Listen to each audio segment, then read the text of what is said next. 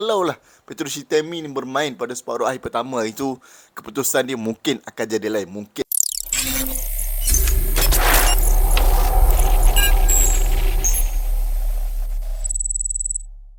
Assalamualaikum dan salam sejahtera. Bertemu lagi kita dalam channel 433 Malaysia. Okey geng, untuk video kali ni aku nak share lah serba sedikit dengan korang semua tentang review aku berkaitan dengan perlawanan separuh akhir kedua antara pasukan Terengganu FC menentang pasukan Selangor FC di Stadium Sultan Mizan Zainal Abidin Gom Badak. Sebelum tu kita recap sikit lah tentang perlawanan separuh akhir pertama di Stadium MBPJ yang melibatkan pasukan yang sama, TFC lawan Selangor FC juga. Tapi dalam perlawanan tersebut, Selangor FC memenangi perlawanan pada separuh akhir pertama dengan jaringan 3-1 yang secara amnya Selangor FC bermain dengan baik pada perlawanan tersebut dan Terengganu FC gagal memanfaatkan peluang-peluang yang terhidang di Stadium MBPJ itu. Manakala untuk separuh akhir kedua ni, Terengganu FC bermain di laman sendiri dan aku tengok stadium tu pun memang full house lah dengan hitam putih. Kabarnya juga tiket untuk away pun habis juga dekat stadium Sultan Mizan ni. Jadi memang full house lah daripada kedua-dua penyokong tuan rumah dan pelawat. Untuk perlawanan ini kalau kita tengok dalam kesebelasan utama, aku sentuh sikit, Terengganu FC ada buat dua pertukaran dalam kesebelasan utama. Fuzi Zain menggantikan Suhaimi Hussein yang beraksi pada separuh akhir pertama dan untuk separuh akhir kedua ni digantikan dengan Rahadi Azli. Selain itu, Kepa Sherman juga tidak diturunkan dalam perlawanan ini dan digantikan dengan pemain tengah daripada Namibia iaitu Petrus Shitemi. Manakala untuk pasukan Selangor FC juga sebelum ini pada separuh akhir pertama yang aku perasan dekat bahagian defense mereka, Richmond Agrah iaitu pemain import daripada pasukan Selangor FC bermain pada posisi centre back. Sebab masa tu Yazan Al-Arab tak ada, dia pergi friendly match lawan Sepanyol. Tapi dalam perlawanan separuh akhir kedua ni, Richmond duduk dekat bangku simpanan, Yazan masuk balik dekat tempat dia, centre back tu. Dan bermulanya separuh masa pertama dan sehingga habisnya separuh masa pertama, apa yang aku boleh simpulkan, Terengganu FC memang pegang bola berapa aku nak bagi? 95%, 90% lah. 90% nampak macam tu sangat kan. 90% Terengganu FC yang pegang bola. Selangor FC hanya bertahan dan hanya melakukan counter attack. Terengganu FC boleh aku katakan setiap minit tu, seminit nak ke 2 minit, nak ke 3 minit tu, mesti ada saja melancarkan serangan ke kubu pasukan Selangor. Dan Selangor FC ni juga bijak. Dia bukan main tunggu saja, bertahan, defense saja, main defensif saja, tak ada. Dia pun bila diserang dan ada peluang untuk buat counter attack, Selangor FC ni pantas buat counter attack terhadap pasukan Terengganu FC. Dan hasilnya ada juga beberapa percubaan ataupun shooting yang berbahaya ke arah gawang pasukan Terengganu dalam separuh masa pertama ni. Bukanlah kata Terengganu FC ni serang 99%, 100%. Selangor FC duduk tunggu je dekat post goal, tak ada. Selangor FC pun ada serang juga. Dan dalam separuh masa pertama juga, Terengganu FC berjaya mendapatkan satu gol untuk merapatkan jurang defisit agregat tu. Jadi untuk separuh masa pertama, kedudukan kekal 1-0 hasil jaringan daripada Kipri Cece. Masuk saja separuh masa kedua, kita boleh nampak yang Terengganu FC masih lagi menggunakan misi dan visi yang sama, menyerang pasukan Selangor untuk memburu gol kedua mereka sekaligus menyamakan kedudukan agregat tu. Tapi Selangor FC ni bijak dalam bertahan.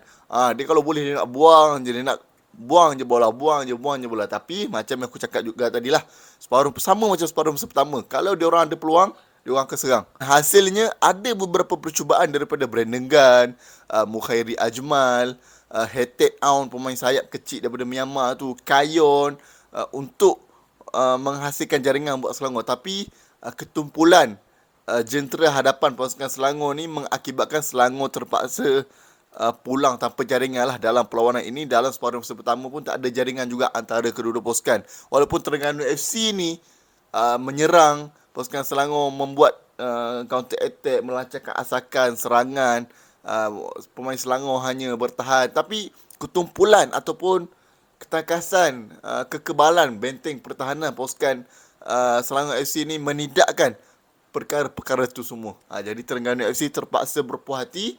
Diorang tak kalah dalam game ni. Diorang menang 1-0, cuma diorang tak layak pergi final. Itu saja yang aku boleh simpulkan untuk perlawanan separuh akhir kedua di antara pasukan Selangor FC menentang pasukan Terengganu FC.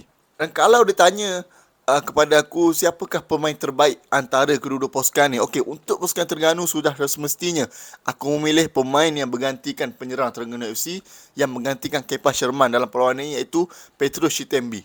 Kalau kita tengok Petrus Shitembi dalam perlawanan ini, memang betul-betul berjoget lah. Sebab nama samaran dia pun The Dancing Shoes. So tengok dalam perlawanan ini, Nampu Zizin memberikan dia kebebasan untuk dia bergerak ke mana saja. Dia kutip bola, dia passing, dia punya crossing.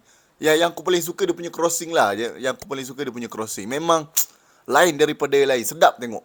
Passing dia, sedap lain macam tengok. Dan aku rasa ini kalau cerita bab kalau ni semua benda boleh jadi kan. Kalau lah Petrus Shitembi ni bermain pada separuh akhir pertama itu, keputusan dia mungkin akan jadi lain. Mungkin, aku tak cakap siapa menang siapa kalah. Cuma aku boleh katakan keputusan dia mungkin akan jadi lain. Tapi nak buat macam mana, benda dah lepas kan. Jadi untuk pasukan Terengganu FC, aku memilih Petrus Shitembi sebagai pemain terbaik. Dan untuk pasukan Selangor FC pula, ramai sebenarnya yang bermain secara bagus. Lagi-lagi dekat bahagian penjaga gol Khairul Azhan dan defend diorang Syarul Nazim. Aku boleh katakan Khairul Azhan, Syarul Nazim memang super player. Khairul Azhan menggunakan sehabis baik pengalaman yang dia ada sebelum ni bermain dengan pasukan Pahang apa semua untuk bermain dalam perlawanan yang penuh intensity ni. Dia pun dah lalui pengalaman-pengalaman pahit manis apa semua dalam bola sepak kan. Dan Syarul Nazim, aku boleh katakan dia ni antara pemain pertahanan yang berpotensi pada masa hadapan.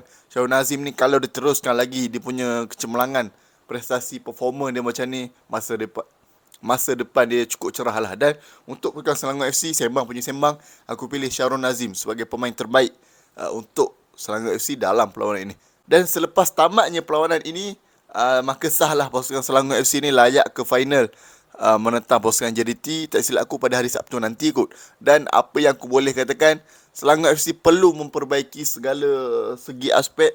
Tak boleh main macam diorang main dekat Stadium Gombadak, Stadium Sultan Mizan ni, tak boleh main macam tu. Diorang paling tidak pun kena kembali ke rentak asal bermain macam lawan Terengganu dekat Stadium APBJ separuh akhir pertama tu. Kalau diorang main macam separuh akhir kedua ni, alamatnya memang bungkus lah lawan JDT nanti. Untuk striker, Tan Chee Ho ataupun manajemen Selangor FC ataupun rakan pasukan yang ada dekat Selangor FC perlu cari penyelesaian macam mana nak tajamkan lagi diorang punya striker, diorang punya ketajaman pada bahagian serangan tu. Kita tak nak macam main dekat Stadium Sultan Mizan ni, tak nak macam tu. Jadi sebab kita nak lawan JDT, sebab Selangor nak lawan JDT, kita sebab Selangor nak lawan JDT.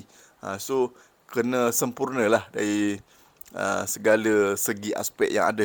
Jadi aku ucapkan tahniah kepada Selangor. Good luck Selangor untuk lawan JDT.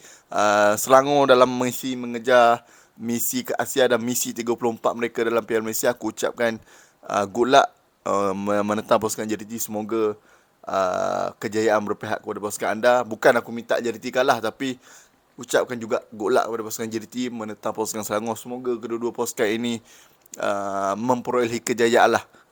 Yang menang seorang saja, tapi kita doa lah sama-sama kan. Takkanlah doa seorang saja, tak adil lah macam tu, bias lah kan. Jadi itu saja daripada aku untuk video kali ni. Kita jumpa lagi untuk next video. Macam biasa, jangan lupa follow, jangan lupa like, jangan lupa share, jangan lupa juga untuk subscribe channel YouTube 433 Malaysia Official. Sebab apa?